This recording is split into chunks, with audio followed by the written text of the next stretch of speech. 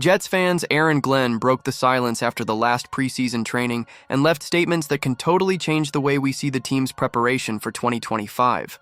What he said about the cast, the cuts, and the expectations for the season may surprise everyone. But before we get into it, if you're a diehard Jets fan, make sure you're subscribed to Jetstream News. We're your go-to source for daily engaging content on all things. Help us reach our goal of 1,000 subscribers this offseason by hitting that subscribe button now. Welcome to the Jetstream News Channel, your New York Jets news channel. Here you will find fresh news and to follow everything. Don't forget to subscribe. Today, only 20.2% are subscribed to our channel. Help us by sharing so that the news reaches many more people. Let's go to today's news. All right, good morning.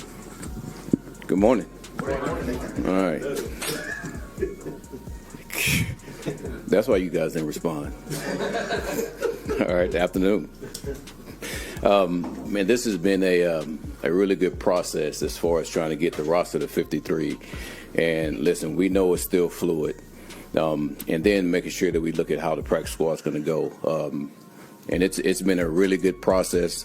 Obviously, it's my first time going through this process. Mooch's first time going through this process, as the GM. But it's been outstanding, and I give a lot of credit to the scouts. I give a lot of credit to Mooch and how we handle this process. And it's like, again, it's still fluid, and we're still looking at guys. The guys that we have claimed, Essapool, tackle, developmental guy, which I think he has a lot of tools. Look forward to working with him. Cam Jones from he was with Kansas City, a linebacker. Very productive player, very productive. I'm looking forward to him getting with these linebacking crew and really making noise on the special teams for us. And then Jelani Woods, a huge tight end that's going to help us as a blocker and as a receiver. So looking forward to those guys getting here. Again, this is still a fluid process. We're going through a lot of things right now. But I like exactly how we handle this process. So any questions? So you haven't decided on the 3 corresponding moves yet? It's still fluid. Still fluid. What made you feel comfortable with Gibson as the punt returner? It seemed like there was a competition there between Pritchett. Yeah. Listen, Pritchett did a really good job for us. But there's more than just the preseason games that everybody see. There's a ton of practice time that Gibb has done an outstanding job. We counted most of his reps as far as a punt returner, and I think he was 145 strong without dropping a punt and actually catching it the way that I see that a punt returner should catch it. So I feel really confident with him in that aspect, and man, he is dynamite, when he gets in the open field. So it's always hard when you come to these things, but man, there's more to it than just looking at that one game. There's a ton of practice time that you have to look at. What are your plans at center? Say it again? Your plans for the center position. To play a center. You'll start a center. Yep. Okay. Who is it? A center. Yep. Not saying. A center. How do you think that position battle played out over the course of the summer? It's still playing out. Can you go right up till like Thursday before game week without deciding? That'll be my decision. You said on Monday, I guess, still kind of training camp mode? Yep. Is that still the case? Absolutely. We're working against each other because we have a ton of time, all right, to get ready for Pittsburgh. And we are looking at Pittsburgh. But, man, I want to make sure that we stamp today as really our true last day of true training camp, that we finish it up like we need to. I don't want to miss a day. I don't want those guys to think, man, we're jumping to something else when we're trying to put a stamp on the things we want to create during training camp. What do these next 4 days look like for the staff and for the players? So practice today. Tomorrow we have a luncheon with the players, and coaches and players will be off for a while. We'll come back Monday and get ready to go. Do you want them to get away from it completely, clear your heads, or you saying? Well, everybody's different. Right. And I've always said this because I get this question a lot. Do I get burnt out? You don't get burnt out on something that you love.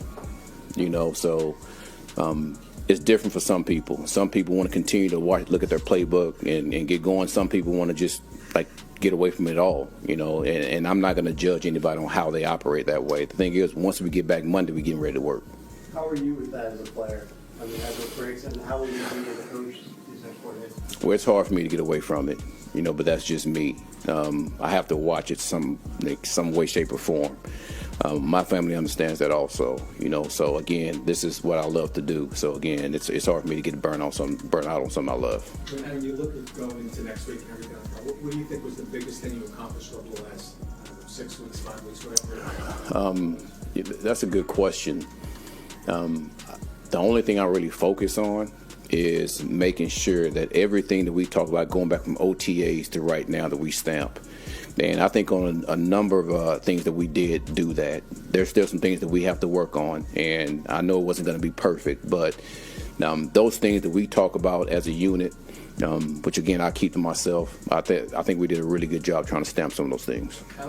As you've gotten through this process and had to make all these decisions with the OG, like how would you say your relationship with the OG has kind of grown as you've gone through all these?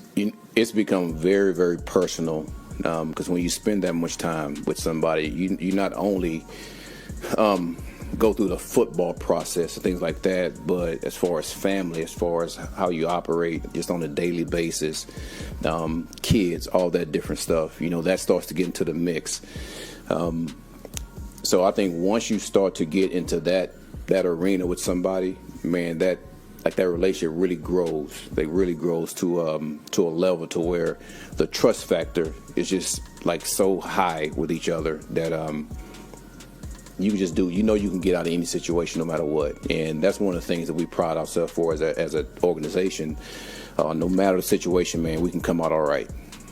Skinner, was that another tough decision, and what went into that? Every decision as far as cutting guys is tough. He made a lot of plays, during the preseason. But again, there's more to just the preseason games that you got to look at. And listen, he deserves to be in this league, and I'm sure he's going to be in this league. So, but again, it was another tough decision. Anything surprise you in the last couple of days? You said this is the first time going through this process. Your reaction to it, or not really. When it comes to surprising me. Again, I've been privy to these conversations. I've been privy to understanding the process as it goes. You're just more in depth as a head coach and making these decisions. So I think everything was just status quo as I thought it would be. But it was good for me myself to have to go through these situations. Okay. Kind of a coaching philosophy question. Yep. Do you believe that, in your philosophy, the quarterback should be an extension of the head coach? And if so, how is he an extension of you? Well, when you say extension, that's a term that can mean a lot of different things. I do believe that the head coach quarterback relationship has to be on point. I do believe that because you want to be wired a certain way as far as how you think the game should be going, especially in game management situations. You have to be on the same page. There's a number of coaches. I don't know if Belichick and Brady, I don't know if he was an extension, but the thing is they understood each other. And to me, I think more into that aspect than anything else. So me and Justin talk every day.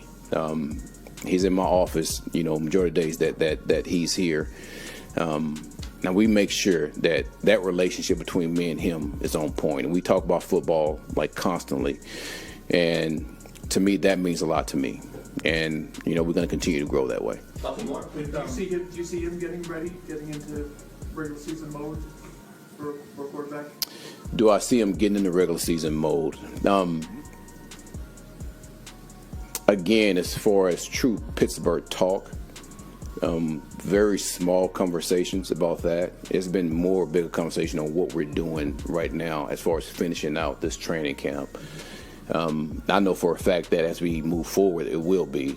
But he's getting ready to end training camp the way that I want to make sure we end it. Have you gotten a sense from Jermaine of just how anxious he is to be back out there after a year away from football? It's hard not to with that player, So, but you want players that you have to pull the reins back instead of telling them, let's giddy up. So he's been excited to get out there and get ready to go. And it's, guys, when you have a guy like that you have this season-ending injury, it kind of puts things in perspective of, man, just how quick this game could be gone, instantly. So with his personality and knowing he was out for a year, I mean, it's a no-brainer. He's going to be ready to come back. You first noticed him at the Senior Bowl, right? Yeah. What stood out to you then about him? Very violent. I love his size. I love his length. He wants to get after the quarterback. Like, he's one that really wants to get after the quarterback, but not just that. He wants to make sure he's doing a hell of a job when it comes to stopping the run also. Usually when you have a guy of that nature, either they're run stoppers or they're pass rushers. And he has a combination of both. So that stood out like big to me, you know, when I first saw this guy. And then the mentality of how he's wired, like, that really stood out to me. Thanks, everybody. And as always, go for it, Jets. Thanks for watching.